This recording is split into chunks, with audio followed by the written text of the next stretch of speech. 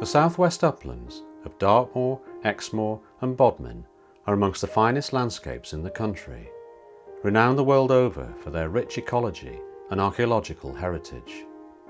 Farmers have lived and worked on these landscapes for thousands of years, and without their continuing management, this supposedly natural wilderness would change immensely. And there lies the problem. Farming on the hills is in deep crisis.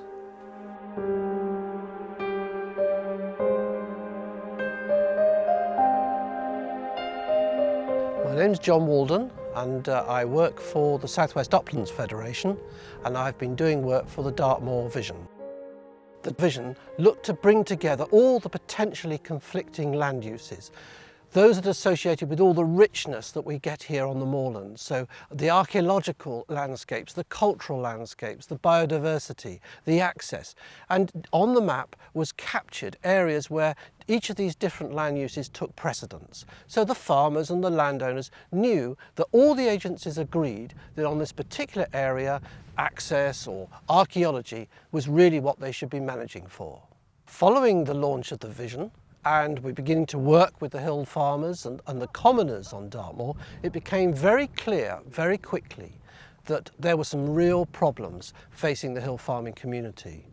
The type of animals that people were beginning to keep was changing away from the hardy breeds that were required for moorland farming, largely towards the bigger animals, the softer animals, benefit from the enclosed land. We were also seeing the numbers of stock decline, not just because of the requirements of agri-environment, but because it was no longer economic to keep some of these large herds and flocks. And so we're faced today with a real crisis in that there may be insufficient animals to maintain these areas in the way that they've been managed for nearly 6,000 years. I'm Colin Abel, farmer at Lower Gosley in Petertavy. I'm chairman of the Forest Dartmoor Commoners Association, which is one of the biggest commons on Dartmoor. Dartmoor isn't easy. The elements are against you 99% of the time. It's not like a lowland farm where you put an animal in a field and you'll get the animal back out again. Dartmoor takes its rent, as they say. What you turn out, you can't guarantee you'll always get back in again. The specific problems of hill sheep mainly is that you are limited to the environment you farm in. You've got to breed a type of sheep that would live within the environment you're in. Therefore, you are limited to the type of animal you can have. You cannot put on lowland sheep, your Suffolks or your Texels on the commons of Dartmoor because they won't survive. Leering a sheep is a very time-consuming job for any commoner really. If you don't spend your time putting your animals in a specific place, then they will eventually just wander off. Once a leer has been lost, those animals are taken out, then it is a big job to get those animals back where they should be. With the foot and mouth and farmers that restocked, they found that their animals that they had purchased in weren't acclimatised to the Dartmoor environment. The diseases of redwater and ticks, diseases that are established on Dartmoor, the immunity of those animals were nearly non-existent. My name is Phil Coaker and I farm here at Runnage farm at Postbridge, which is right in the heart of Dartmoor. I'm the 5th generation of my family to farm here at Runnage. This beside me is my son Richard, who we hope will be the 6th generation. One of the things I've recently become involved in, and I'm currently chairman of, is the Dartmoor Farmers Association. What we're seeking to do is promote the environmental management that we deliver on not this farm but the open moorland as well, in the production of livestock and delivering the public goods by the environmental management. By seeking a Dartmoor branded product for the livestock and the meat that we produce from the livestock, what we're looking to do is to gain support from the public for the environment that we think we deliver well for them, for their benefit and for their enjoyment, and we look to them for support of our product to help us continue to deliver that management and to continue sustainable hill farming. One thing sustainable hill farming will secure will be a future for the next generation. I'm lucky that I have a son that wants to farm. There are many other farmers on Dartmoor in the same position whose sons want to farm. And it's our responsibility to try and make sure that we can hand on that legacy of the hill farming that we've learnt and the tradition that we've learnt to the next generation, and to give them a sustainable and secure future.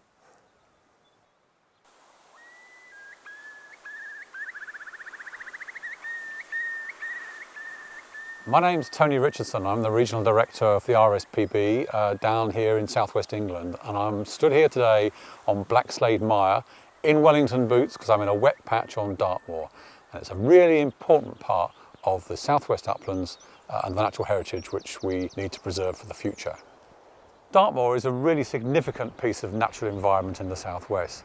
Its sense of place, its size, its space is just, really you can't find anywhere like it here, with the exception of the two smaller moors, Uplands on Exmoor and Bodmin.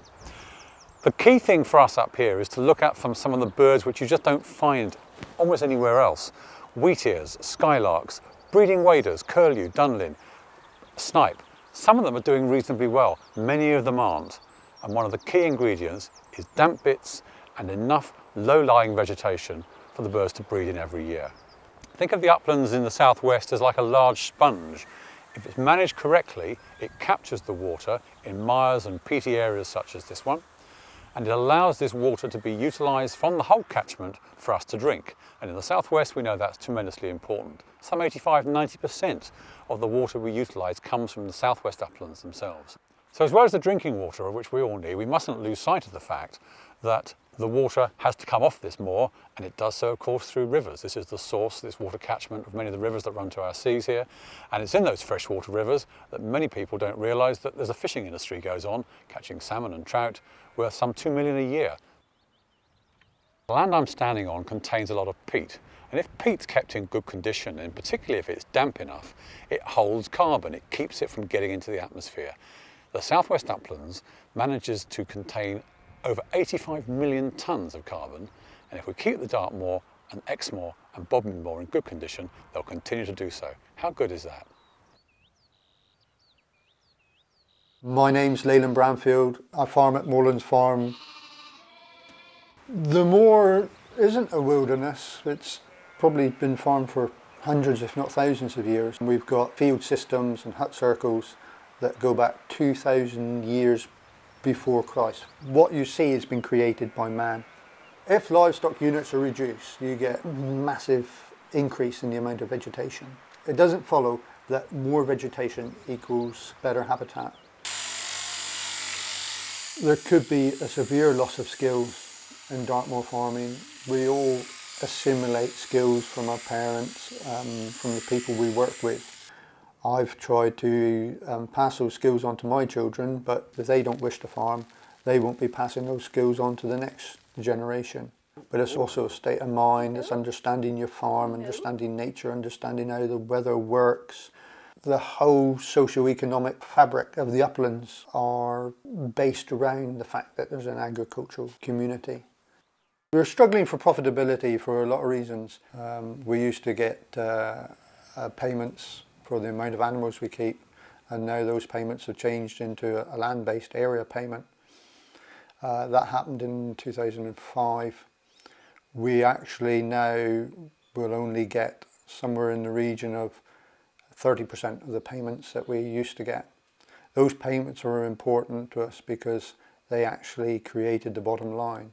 So the loss of that money, the loss of that government money has meant that our farming has become drastically unprofitable, down to the stage where we would probably be only achieving half the minimum wage. My name is Kevin Bishop, Chief Executive, Dartmoor National Park Authority. Dartmoor National Park, like our other national parks, is a living landscape. It's been shaped by thousands of years of activity by farmers and their predecessors. And if we're to conserve it for the future, we need to make sure that there is that link, that essential link between landscape and livelihood, that the farmers that are the true custodians of the countryside are receiving a fair payment for the public benefits they generate. We've got a real opportunity on Dartmoor in the southwest uplands actually to turn talk into reality, to make sure that we seize the moment and we deliver a system that will sustain the future for these important landscapes. In return for recognition of the fact that we need to earn a living and farm in this area, we will deliver through farming, and certainly on my farm, this wonderful, wonderful view.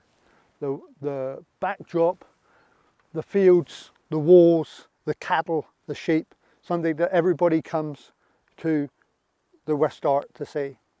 And I'm afraid that I will be guilty of envy, because I envy anybody that walks up this lane and sees this view for the first time. Every time I see it, it's nearly like the first time, but it is something that is incredible. We can deliver that along with efficient economic food production for a very, very minimal amount of money. We are only asking that we have a significant return on the time and the investment and the energies that we put into farming this wonderful land. If we do nothing now, there will be a crisis on these hills. We have the opportunity to recognise the true value of these upland areas, not least for quality food production, rich biodiversity and beautiful landscapes enjoyed by millions of people, but also for the new challenge that is facing us, the management of carbon and water. The integrity of these landscapes is essential, not only for the upland communities, but for all of us. Now is the time for a fair deal for these hills.